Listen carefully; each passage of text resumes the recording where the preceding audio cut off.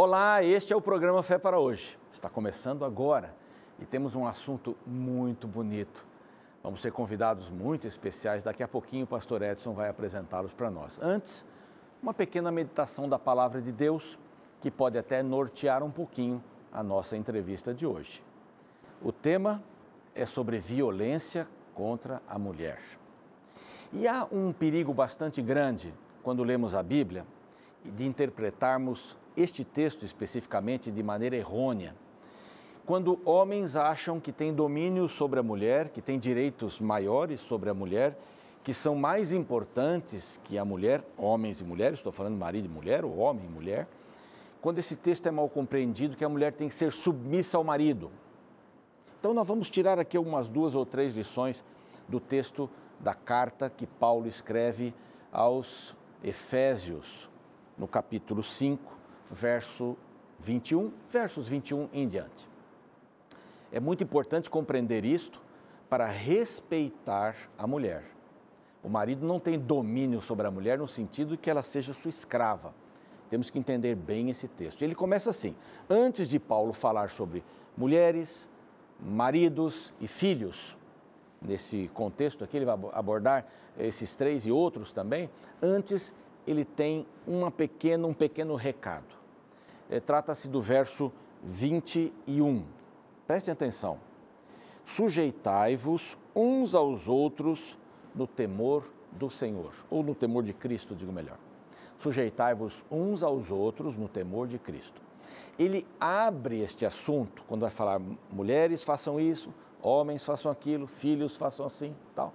Ele começa assim: sujeitai-vos uns aos outros. Nós somos todos iguais, devemos ter respeito mútuo. Poderíamos parar por aqui, porque já fica subentendido que qualquer alusão à submissão da mulher ao homem, e mesmo do homem à mulher e dos filhos aos pais, está aqui: sujeitai-vos uns aos outros. De que maneira? No temor de Cristo. Cristo vai permear, vai ser a argamassa, vai ser a cola. Cristo vai estar entre as engrenagens, tirando o atrito dos metais. Cristo é a base, no temor de Cristo. Não é no medo de Cristo, mas é no respeito a Cristo. É na compreensão de quem é Jesus. Se você e eu, meu querido, minha querida, não tivermos essa consciência de que Cristo deve ser respeitado e tal, nós não vamos respeitar o próximo. Não. Isso acontece muito facilmente, um exemplo, né? Na escola, né? Às vezes o filho vem com algum bilhete da professora, os pais então vão lá tirar satisfação com a professora. Essa criança está entendendo o quê? Que nem a professora eu devo respeitar. De repente ele não vai respeitar nenhuma outra autoridade, o diretor. Mas saia daqui, saia da escola. As autoridades militares, a polícia civil, as regras do país, a outra pessoa, a menina com quem ele quer namorar, o menino com quem ela quer namorar. Então aqui é uma questão básica: temor ao Senhor. Nada de submissão funciona se não tiver temor ao Senhor. Então vejam bem, no verso seguinte, verso 22, as mulheres sejam submissas ao seu próprio marido como ao Senhor. Repete um pouco a ideia anterior. Submissão no temor. As mulheres sejam submissas, e entender mal isso, para depois violá-las, maculá-las, humilhá-las, depreciá-las, é entender a Bíblia errada. A mulher tem uma submissão como ao Senhor. Por quê? Porque ela sabe que o Senhor nunca vai diminuí-la, nunca vai escravizá-la. Então essa é a mesma submissão. E a Bíblia fala agora para os maridos, no verso 25, maridos, amai vossa mulher, como também Cristo amou a igreja e a si mesmo se entregou por ela. Uau! O marido tem que ter uma responsabilidade muito grande para alguém que está sendo submissa no Senhor, como ao Senhor, sem escravidão, sem medo, temor com respeito. Todos nós devemos ter respeito uns para com os outros, mas aqui entender isso é fundamental. O marido deve amar a esposa como Cristo amou a igreja e se entregou por ela. Que Cristo fez? Um tremendo de um sacrifício. Cristo deu a sua própria vida, morreu numa cruz, mostrando o amor pela esposa, né? Pela igreja. que a igreja é chamada de esposa também. Cabe bem esses exemplos, essas ilustrações bíblicas, não? O marido que tem essa concepção de amar a esposa como Cristo amou a igreja e se entregou por ela, seguramente não vai fazer da mulher uma vassala, uma escrava, uma secundária. A Bíblia diz adjutora, aquela que está do lado, junto, é auxiliadora, está do lado, tem funções diferentes, mas tem também o comando. Entendendo esse texto da melhor maneira possível, esses textos que eu mencionei, nós vamos entender melhor a mulher e o homem, a qualquer ser humano, mas hoje vamos falar sobre a mulher, sobre a violência em relação à mulher. E termino aqui com o verso 28. Assim também os maridos devem amar sua esposa como ao próprio corpo. Quem ama a esposa, a si mesmo se ama. Um corpo. Outro texto bíblico diz que o homem deixará sua casa, a mulher deixará sua casa e se tornarão uma só carne. Uma só carne. Então, um só corpo, um propósito. Funções diferentes, mas um só propósito. Ser submisso a Cristo é uma alegria. Para mim, esta é uma alegria. Para muitos outros cristãos. Porque eu sei que Ele não vai me prejudicar. Nunca. Nunca, com letras maiúsculas, negrito e grifadas. Nunca vai me decepcionar. Ser submissa a um marido que a ama, a ponto de querer dar sua vida por ela, tem muita diferença do que um marido que quer tirar proveito. Ou de um companheiro, ou de um ex-marido ou companheiro que abusa ainda fisicamente, mentalmente, psicologicamente. Pense nisso. A Bíblia tem muitas respostas para as nossas lutas e dificuldades. Se você está sofrendo, aguarde mais um pouquinho. Você vai saber muita coisa sobre esse tema. O programa Fé para Hoje volta já já.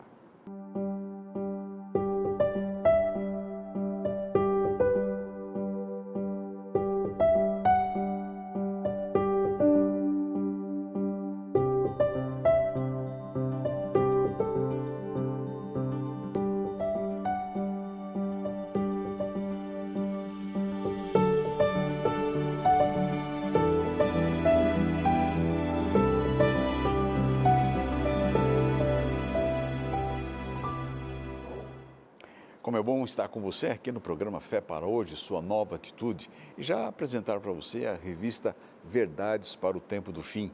É um presente que nós gostaríamos de dar a você, só você entrar no site biblia.com.br e fazer a solicitação. Vai ter o ícone, vai ter a imagem, você vai clicar, colocar os seus dados, vamos enviar gratuitamente para você. Evidentemente, tem outros materiais que estão à sua disposição.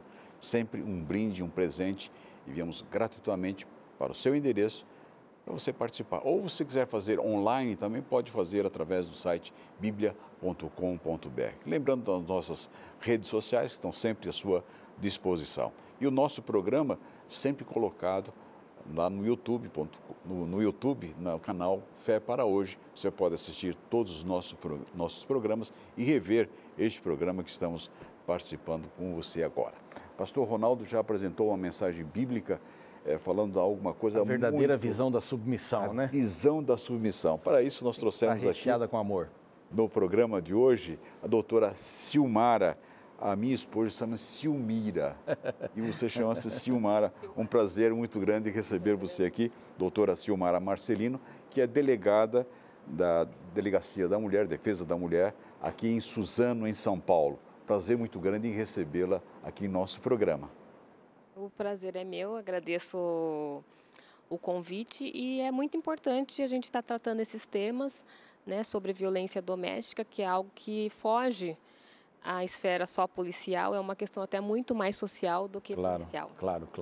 Isso é bom. Participar junto do nosso programa, o pastor Éden Serrano, que também cuida de uma área muito especial, que atende, é uma agência adventista de desenvolvimento social, atende muitas pessoas em diferentes necessidades. Olá, muito obrigado pelo convite. É um prazer estar aqui com vocês. É um prazer conversar sobre esse tema tão relevante e que está tão evidente na nossa sociedade e para conseguirmos fazer o máximo de conscientização para que possamos minimizar esse mal da violência e assim a gente conseguir promover um mundo melhor, lares melhores, pessoas mais edificadas. Muito bom. Pastor Edson, a revista Exame, ela trouxe uma estatística bastante assim assustadora. Eu falava um pouquinho aqui com a doutora antes, é mais ou menos o que ela estava dizendo. 503 mulheres brasileiras são vítimas a cada hora.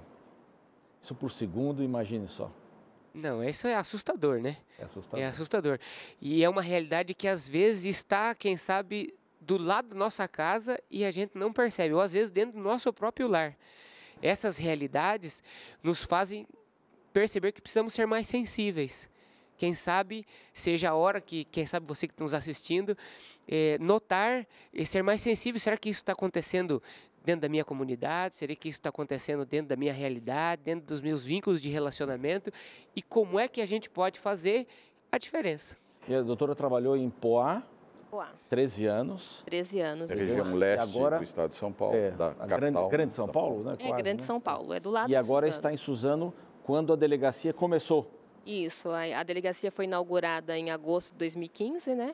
Agora a gente fez 2 anos e ela já começou grande, né? Porque houve toda a divulgação e os casos já começaram a aparecer.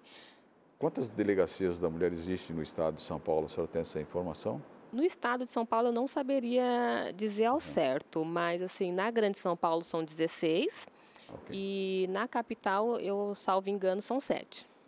E o movimento que a senhora tem tido diariamente, quantos casos mais ou menos a delegacia atende? Então, acredito que são de 6 a 7 casos mais ou menos. No total, no mês, a gente chega a 100, de 80 a 100 casos. Nós temos em torno de 1.000 inquéritos apurando violência doméstica e com mais ou menos 40 medidas protetivas por mês, que a medida protetiva já é uma medida um pouquinho mais drástica. A medida protetiva é quando o marido não pode se aproximar da esposa, não pode ter contato. Dos casos, a maioria dos que a gente pede nesse sentido, ou para retirar ele da casa, ou para proibir que ele se aproxime, né? Porque às vezes a mulher está convivendo com ele, ela não tem outro lugar para ir, então a gente pede para o juiz que determine a retirada dele. Então, vai lá o oficial de justiça e comunica que ele deverá sair. Ele pega algumas coisas e vai para outro lugar. E daí, junto com isso, ele é proibido de se aproximar dela e de se comunicar por qualquer meio. Que às vezes até ligação, mensagens... Pode ser ameaçadora. Ameaçadoras, ele passa a perturbar a vítima. Então, a vítima, mesmo que ela não tenha a presença física do agressor, ela tem a perturbação que ele faz. Claro. Através de telefonemas ou através de colegas, fica mandando mensagem, né, WhatsApp, né, hoje em dia. Então, a vítima fica chocada, assim, né, com isso. Então, também é proibido. Assim, só mais para fechar um temazinho, a doutora estava dizendo que na segunda-feira é o dia que mais tem movimento. Sim. E por que isso acontece?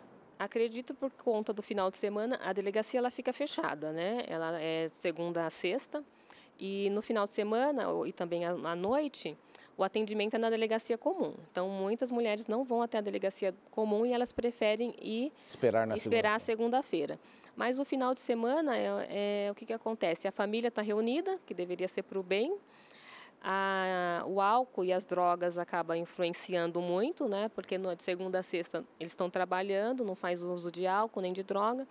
E o final de semana que a família deveria estar reunida, acaba acontecendo as violências. Então, o álcool é um grande maior vilão. Número. O álcool é um grande vilão, realmente. Como é que a gente pode identificar assim quando a mulher está sendo ameaçada? Como é que esse processo, o que dispara no indivíduo perder o controle e acaba machucando, ou apenas com palavras ou com gestos, realmente a parte física? Porque você tem ameaça que é só ameaça, só verbal, ou maltrato apenas verbal, e chega a um caso também de agressão. Como é que vocês diferenciam isso e como vocês lidam com isso na delegacia? Então, a Lei Maria da Penha, ela separa as possibilidades de violência, ela elenca, né? Então, pode ser até violência patrimonial, violência sexual, violência moral, violência física. Perfeito. Ou psicológica. E, na verdade, o que acontece? Daí tem os crimes que a gente consegue enquadrar nessas violências. Então, o crime de ameaça seria uma violência moral ou até psicológica. O crime de injúria, ofensas, né? A agressão física seria a lesão corporal. Né? Então, assim, para cada tipo de violência tem um crime específico no Código Penal.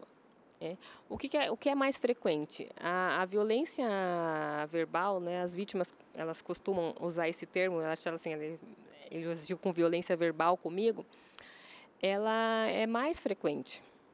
Então, na verdade, assim, mais um conselho para identificar.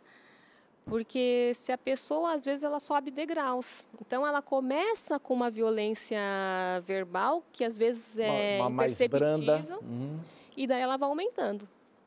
E nem sempre aumenta, porque também tem casos que essa violência verbal é tão constante que incute um medo na vítima que ela não faz nada que desagrade o agressor para que tenha a violência física, porque ela já sabe como que ele é.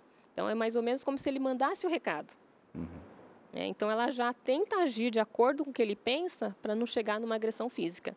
Em alguns casos é assim, em outros vai evoluindo. Então, assim, é interessante, queria falar para essa câmera aqui agora, talvez você esteja aí vendo e ouvindo o programa e esteja passando por isso. E isso é uma coisa muito grave. Você vai se anular como pessoa.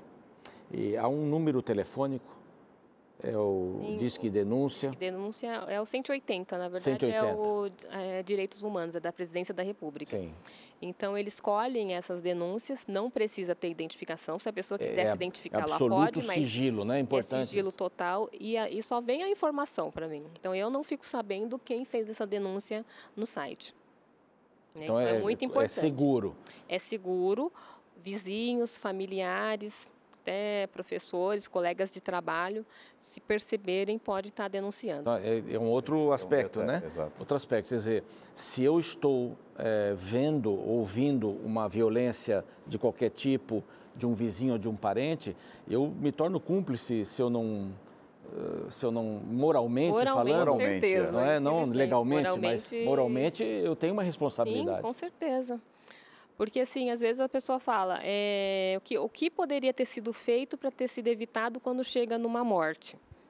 Né? Então, a gente pensar isso depois não adianta mais. A gente tem que pensar antes. É verdade. Né?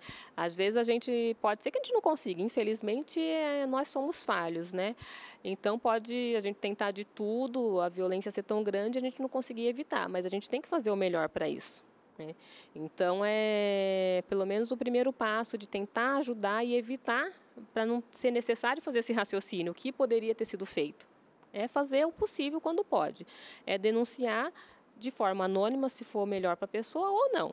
Né? Porque às vezes a pessoa vem como testemunha de um fato, né? Então ela conta e não teria problema em se identificar. Mas quando a pessoa não quer se identificar, não tem problema, ela pode denunciar e a gente vai verificar se o que ela está denunciando é verdade ou não. Porque, infelizmente, também tem as denúncias anônimas que são falsas. Né? Então, a gente verifica a veracidade. Sim. E daí a gente monta o procedimento, as providências. Agora, pastor Éden, a questão dos filhos, como é que você encara essa questão? Os filhos que vivem num lar desse tipo. Desestruturado, né? Essa fonte de conscientização que a doutora está falando é uma maneira de prevenção, né? Isso também acontece com as crianças. Existem tipos de violências que a juventude, a gente tem várias iniciativas, por exemplo, jovens que engravidam nessa fase que não foi preparada para isso, e também é um tipo de violência que a criança, o adolescente sofre nesse momento e que desestrutura a família. Este relacionamento com os pais, é muito importante esse processo de conscientização e nutrir de que dar segurança para os filhos, né? Que a melhor maneira de fazer, de construir um lar sólido é conseguir fazer as pessoas enxergarem que nós temos papéis importantes. Papéis onde temos que reconhecer, mais ou menos como uma doença, né? Se eu não quero ficar gripado, então eu preciso não andar com o pé descalço. A violência é a mesma coisa. Eu preciso criar uma maneira de mutualidade de respeito, de dignidade, porque de aceitação. Porque um filho que vê os pais se degladiando, seguramente ele vai achar que isso é uma coisa normal. Vai levar mesmo essa que ele herança. ache assim ruim, alguma coisa vai respingar no futuro, né? Sim, eu acredito que são poucos que vai pensar, olha, eu não quero viver a mesma coisa que os meus pais viveram, e vai procurar um caminho diferenciado. Existem pessoas assim. Mas, na maioria das vezes, ela vai repetir, porque ela aprendeu dessa forma. Então, ela vê o pai brigando com a mãe, ela vai brigar com a irmã, ela vai ver o respeito, a falta de respeito que existe no lar, quando ela montar o lar dela, ela vai repetir. Então, nas escolas, os professores verificam isso.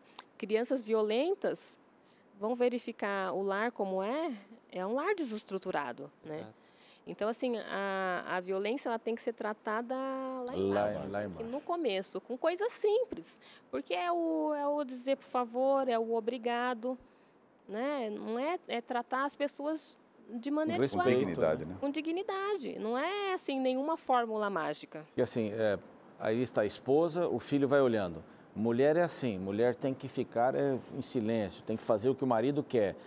O que ele vai fazer? Ele vai ver a mulher como um objeto. É apenas um objeto. Qual é o perfil que você encontra nesses anos todos de experiência? O perfil do agressor, aquela pessoa que agride ou verbalmente ou fisicamente? Eu não cheguei a traçar nada assim especificamente, mas a questão familiar, da estrutura que ele teve, né, como ele foi criado, como ele foi educado, porque quando ele casa, ele passa o que ele aprendeu. Ok. Né? Ele não sabe ser diferente. Né? Então, assim, a gente tem a pessoa que ela é naturalmente violenta, tem as pessoas que são violentas em razão do álcool ou das drogas, e tem aquela questão do machismo, da cultura também. A pessoa, ela tem uma boa educação, mas culturalmente ela pensa que a mulher é um objeto. Então, essa pessoa, às vezes, ela tem duas personalidades, é um modo de explicar. Ela trata a esposa de um jeito e ela trata outras pessoas diferente, porque ela se sente o dono da esposa. Né? Então, isso é uma cultura machista, que aos poucos, um dia a gente acaba com isso, né? Porque a gente já melhorou muito, sim, né? A gente já teve estatuto da mulher casada, então imagina. Sim, sim, sim. Né? Então é algo difícil. Então, assim, a gente tem que mudar a cultura. Então, um programa como esse, por exemplo, ajuda a mudar a cultura.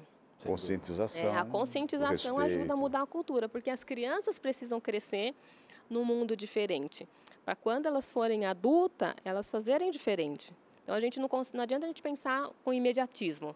Quero mudar para a semana que vem. A gente não muda nada para a semana que vem. Então, tem todo um processo, vida. Todo um processo. Quando você trabalha com crianças, né?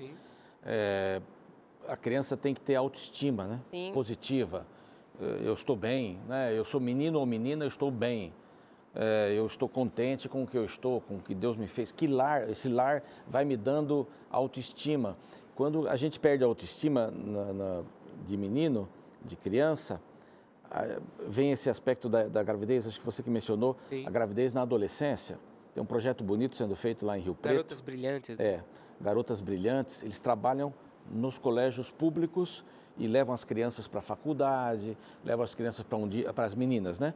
Para um dia de princesa, para arrumar cabelo, para fazer isso tudo. E vão dando palestras.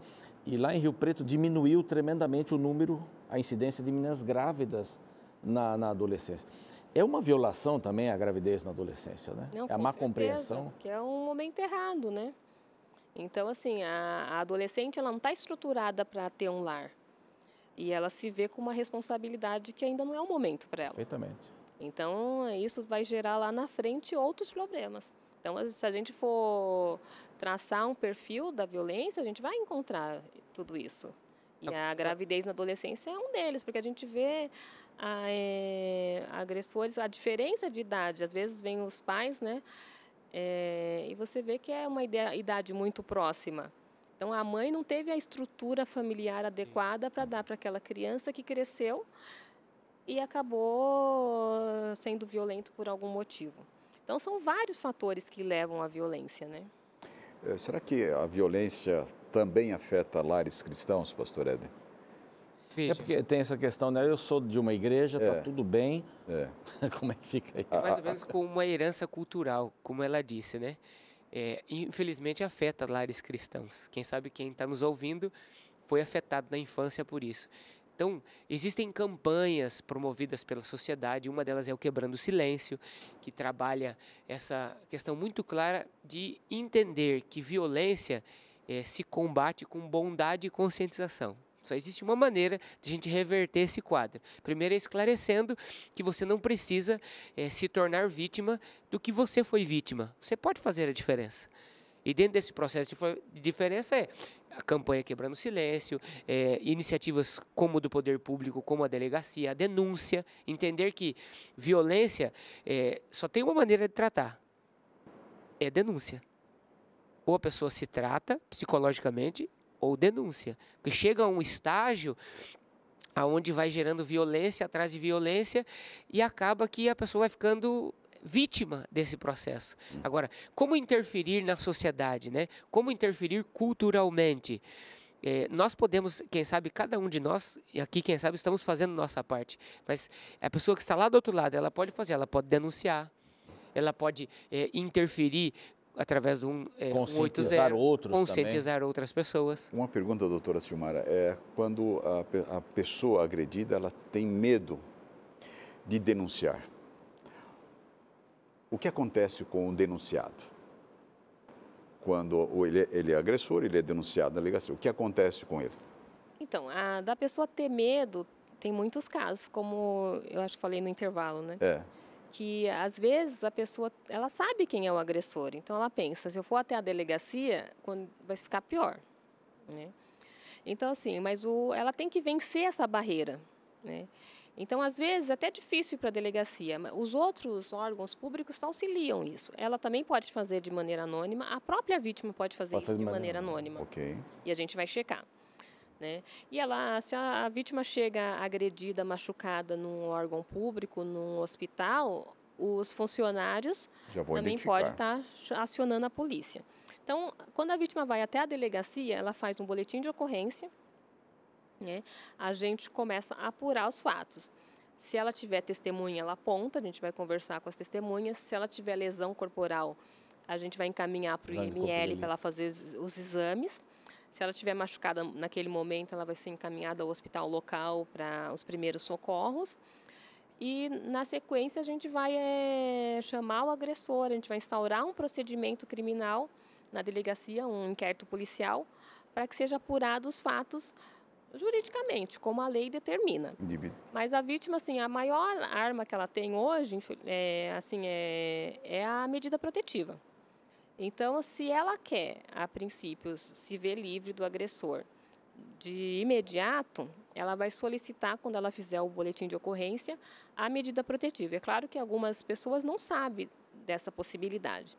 Então, quando ela registra a ocorrência, a gente orienta, né? Explica o que significa a medida protetiva e pergunta se ela quer. Então, a medida protetiva tem um prazo assim, de 48 horas, daí vai para o judiciário, eles também analisam rapidamente e o oficial de justiça já sai para cumprir. E você já sabe, você pode contar com o Poder Público 180, as delegacias da mulher espalhadas aqui, não só no nosso estado, mas também no Brasil. E nós vamos voltar a esse tema, sem dúvida vamos voltar a esse tema.